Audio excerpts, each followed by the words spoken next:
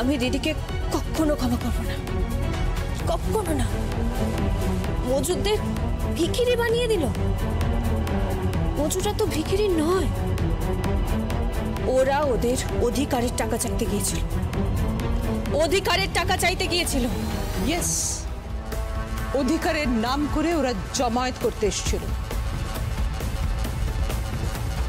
অধিকারের নাম করে ওরা গন্ডগোল পাকাতে এসেছিল, তোমার অসম্মান করতে এসেছিল।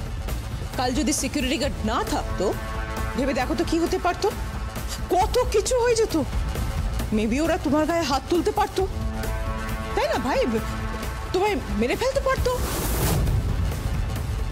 ভেবে দেখেছি এগুলো কেন হচ্ছে? বিকজ অফ দ্যাট জমিনহাটার মানুষের চোখে আজ তুমি কাঁটা, আর ওরা সেই কাঁটাটা জাস্ট উপরে ফেলে দিতে চাইছে। বুঝতে পেরেছো? পারবে না, পারবে না। আর আমিও হার মানবো না, আমিও হার মানবো না।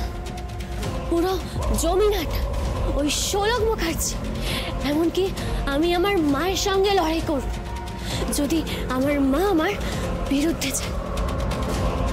যদি মা আমাকে ভুল বোঝে না, আমি আমার বোনকে কোনোদিনও ক্ষমা করবো না, কোনোদিনও না।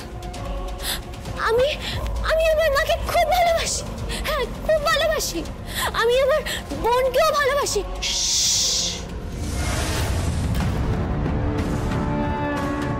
সাফল্যে কোনো ভালোবাসার জায়গা নেই। সাকসেস পেতে গেলে অনেক কিছু ছাড়তে হয় শাড়ি। কি ছাড়তে? প্রথমে ছাড়তে হবে জমিনহাটা, তারপর ছাড়তে হবে জমিনহাটার মানুষজন, তারপর তোমার মাকে ছাড়তে হবে, আর শেষে ছাড়তে হবে তোমার বোন শোলককে। আমি তো ছাড়বো না, কিছুতেই ছাড়বো না। আপনি আছেন তো আমার পাশে, আমার সঙ্গে আছেন? আছি তো, আমি তোমার সাথে আছি শোলক, তোমার পাশে আছি। তুমি একদম চিন্তা করো না।